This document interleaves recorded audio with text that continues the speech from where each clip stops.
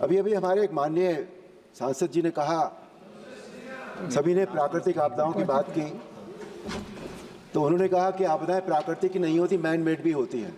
वक्ताओं की सूची बहुत है, इसलिए कृपया अपनी बातों को 5 मिनट में आप करें। जी सर, 5 मिनट में कह दूंगा बिल्कुल। उन्होंने कहा कि मैन मेड भी होती हैं आपदाएं। मैं एग्री करता हूं उनसे। हमारे यहाँ संसद में रोज एक मैन मेड आपदा होती है।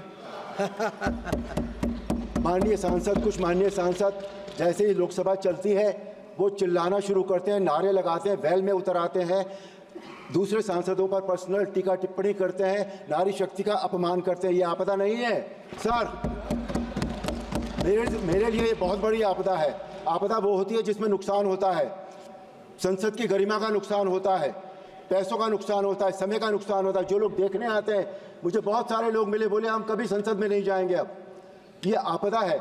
अध्यक्ष महोदय, आपसे मेरा निवेदन है, आग्रह, अनुरोध है, अगर इसका कोई परमानेंट सोल्यूशन आप निकाल दें तो मैं बहुत आभारी रहूंगा आपके लिए।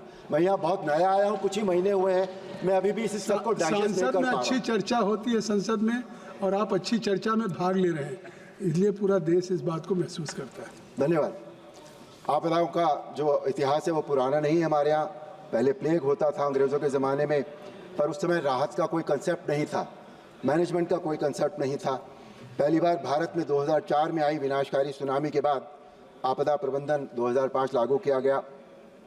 हालांकि इस तरह के कानून का विचार 1999 में उड़ीसा में आए सुपर साइक्लोन के बाद से चल रहा था। इस अधिनियम के अंतर्गत राष्ट्रीय स्तर पर NDMA, राज्य स्तर पर SDMA, राष्ट्रीय आपदा प्रतिक्रिया बल और राष्ट्रीय आपदा प्रबंधन संस्थान, इन सभी को बनाया गया। इस अधिनियम के बाद 2009 में राष्ट्रीय आपदा प्रबंधन नीति और वर्ष 2016 में राष्ट्रीय आपदा प्रबंधन योजना बनाई गई।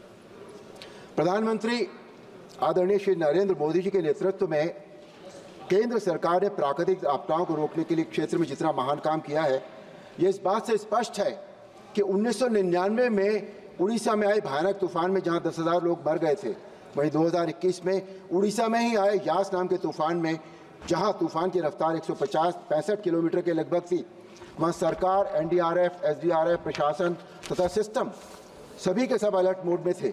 संपत्ति का नुकसान तो हुआ, लेकिन मृत्यु केवल 2 लोगों की हुई।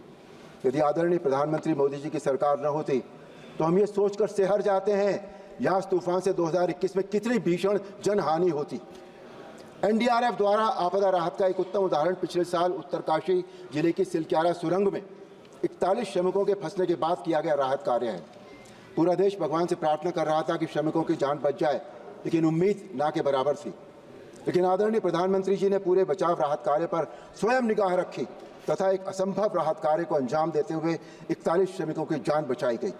सिलक्यारा सुरंग राहत कार्य से पूरी दुनिया हैरान हो गई थी और इससे हमारे आदरणीय प्रधानमंत्री जी की संवेदनशीलता का भी पता लगता है।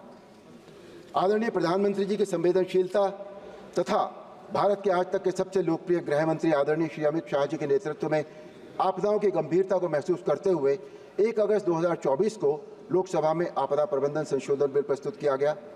इस बिल के अनुसार आपदा प्रबंधन संशोधन अधिनियम 2005 के संस्थागत तत्व पर विशेष ध्यान देने तथा साथ ही उसके लागू किए जाने की प्रक्रिया पर लगातार निगरानी पर बल दिया गया है। इसके लगभग 2 दशक बाद इस पूरे सिस्टम की समीक्षा करने की आवश्यकता महसूस की गई। बिल में बहुत अच्छा प्रावधान है कि केंद्र, राज्य तथा जिला स्तर पर आपदा का आकलन व समाधान करने की शक्तियां दी गई हैं। अब अर्बन डिजास्टर मैनेजमेंट अथॉरिटी राज्य की राजधानियों तथा उस राज्य में स्थित नगर निगम और नगर पालिकाओं के लिए भी काम करेगी। लोकल एडमिनिस्ट्रेशंस और ऑफिसर्स के साथ जोड़ने से मैनेजमेंट बेहतर होगा, ज़्यादा ऑर्गेनाइज्ड होगा, because they know the place and its ins and outs and its problems. ये विधेयक राज्य सरकारों को स्थानीय प्रतिक्रिया क्षमताओं को बढ़ाने के लिए परिभाषित कामों तथा सर्विस कंडीशन के साथ राज्य आपदा प्रतिक्रिया बनाने का अधिकार देता है। इस बिल की एक बहुत अच्छी बात यह है कि सभी मौजूदा समितियों जैसे राष्ट्रीय संकट प्रबंधन समिति और उच्च स्तरीय समिति को वैधानिक दर्जा दिया जा रहा है। NDMA के आपदा मित्र, आपदा सखी जैसी स्कीम्स बहुत ही उपयोगी साबित हो रही हैं। माननीय प्रधानमंत्री श्री नरेंद्र मोदी जी के शब्दों में आपदा मित्र के रूप में युवा जिम्मेदारियां उठा रहे हैं। जहां कोई आपदा आती है तो लोग पीड़ित नहीं रहते, वो वॉलंटियर्स आपदा का मुकाबला करते हैं। यानी आपदा प्रबंधन अब कोई सरकारी काम नहीं है, ये सबका प्रयास एक मॉडल बन गया है।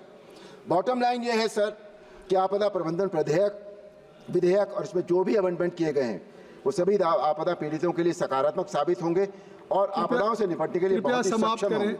कृपया समाप्त। जम्मू कश्मीर में धारा 370 समाप्त करने जैसे ऐतिहासिक कदम उठाने वाले देश के जनप्रिय गृह मंत्री द्वारा प्रस्तुत इस बिल का मैं समर्थन करता हूं। जय श्री राम। धन्यवाद।